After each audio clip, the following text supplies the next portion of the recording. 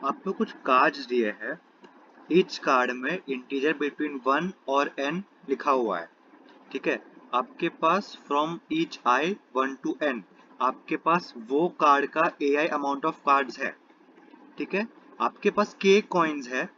आप k new cards bye कर सकते हो एंड 1 to n के बीच में कोई भी नंबर आप उसमें लगा सकते हो। ठीक है।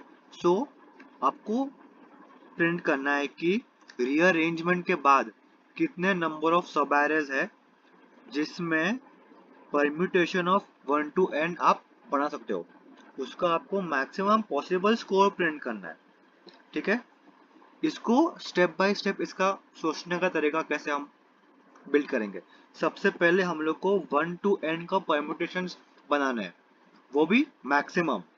सो हमारा फर्स्ट थिंकिंग ये है कि हम लोग को 1 से n तक मैक्सिमम नंबर ऑफ कार्ड्स चाहिए। और एक और बात, अगर हम सपोज कार्ड 5 या कार्ड 6 का ज्यादा बाय करेंगे और कार्ड 1 का कम बाय करेंगे तो फिर उसका कुछ मतलब नहीं है।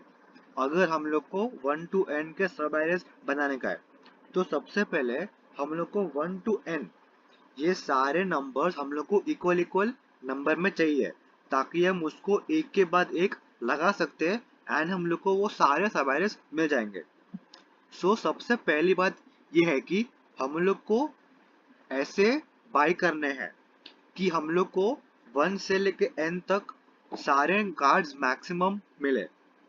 जैसे कि ये सेकेंड टेस्ट केस में आपका n2 है तो आपको 1 और 2 का बनाने का है। अभी इसमें आप चेक कर सकते हो कि आप 8 टाइम्स 1 एंड 8 टाइम्स 2 बाय करने के बाद आप इतना बना सकते हो। ठीक है, वो आपका मैक्सिमम है। आप 9 टाइम्स, अगर आपने सपोज 9 टाइम्स 1 बना लिया तो 2 आपका 7 टाइम्स ही रह जाएगा, तो वो इनऑप्टिमल है। सिंस आपको 1 to n चाहिए तो आपको सारे इक्वल आने पड़ेंगे। ये ये ये ये हम लोग का फर्स्ट थॉट है। ठीक है। सो हम लोग को एक वैल्यू ढूंढना है कि हम सारे नंबर्स 1 से लेके n तक एटलीस्ट वो नंबर तक लेके आ सकते हैं कम से कम। उसके लिए हमारे मन में क्या आएगा? Binary search. बाइनरी सर्च क्यों आएगा? ठीक है। आप बाइनरी सर्च सोच सकते हो कि अगर सपोज आपको चेक करना है कि आपको 1 to n कार्ड्स चाहिए, कितने फ्रीक्वेंसी पे आपको चाहिए। ठीक है। सो आप फ्रीक्वेंसी पे बाइनरी सर्च कर सकते हो 0 से लेके इंफिनिटी तक एंड उसमें आपको एक मैक्सिमम वैल्यू मिल जाएगी जो आप सारे कार्ड्स 1 से n तक वहां पे ला सकते हो, बाय करके या बाय नहीं करके। ठीक है। अभी सपोज इसमें हम इसमें बाइनरी सर्च का चेक क्या होगा?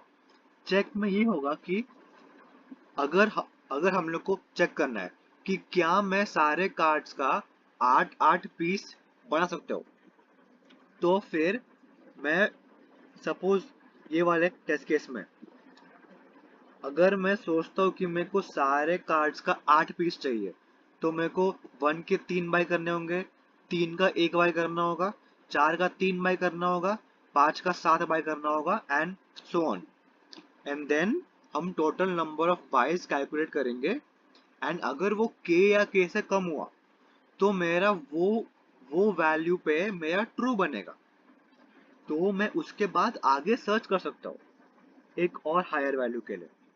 अभी जैसे कि ये लास्ट सम में सपोज कोई चेक वैल्यू के लिए मैं मेरे को जितना बाय करना पड़ रहा है वो k से ज्यादा है, तो मैं उतने नंबर ऑफ कार्ड्स बाय नहीं कर सकता हूँ, तो मैं लेसर मिड से फिर से मैं सर्च करूंगा। ठीक है। तो बाइनरी सर्च ऑलवेज ग्रीडी से आपको बेटर आंसर देगा। ये आपको ग्रीडी से सॉल्व करना बहुत मुश्किल पड़ेगा, बाइनरी सर्च से बहुत इजीली हो जाएगा। इसीलिए सजेस्टेड है कि बाइनरी सर्च से इसको सॉल्व करेंगे। ठीक है। थोड़ा दिखा दो कि वो काम कैसे करता है। सपोज तुम्हारे पास ऐसे कार्ड्स है, एंड आपको चेक करना है कि कौन सा मैक्सिमम बाउंड है। तो अगर आपने 5 ले लिया, ठीक है, तो इसमें आपको 2 बाय करने होंगे, इसमें 4 बाय करने होंगे, इसमें 3, इसमें 1 और इसमें 0। टोटल 22 कितने हुए? 10। अभी अगर आपका k more than equal to 10 है तो आप 5 छोड़ के एक हायर वैल्यू से फिर से चेक करोगे।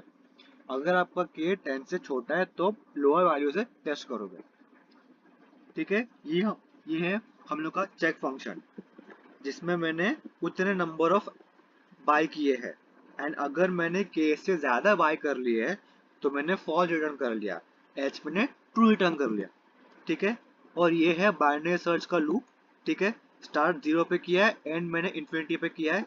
अगर मेरा चेक ट्रू आता है मतलब मैं उतने अमाउंट ऑफ बाउंड्स तक सबको बाय कर सकता हूँ, तो मैं आंसर को अपडेट कर दूंगा एंड एक हायर मिड में चेक करूंगा, एल्स मैं एक लोअर मिड में चेक करूंगा। ठीक है, सो अभी फर्स्ट स्टेप खत्म हो गया कि हम लोग को एवरी नंबर का एक रेंज चाहिए। मीन्स हम हम लोग को 1 to n maximum number of times bye करना है, जैसे कि सब इक्वल हो। ऐसे नहीं कि हम लोग के पास 1 ज्यादा है 5 कम हो, नहीं, सब होने चाहिए हम लोग के पास। ठीक है, सो अब भी इसके बाद हमारा ऑप्टिमल प्लेसिंग क्या है? अगर आप अगर सपोज आपका n 4 है और आप 1 2 3 4 आपने अगर सबकी 3 कॉपीज बाय किया है, तो अब सबसे पहले तो इसको एक के बाद एक लगा दो।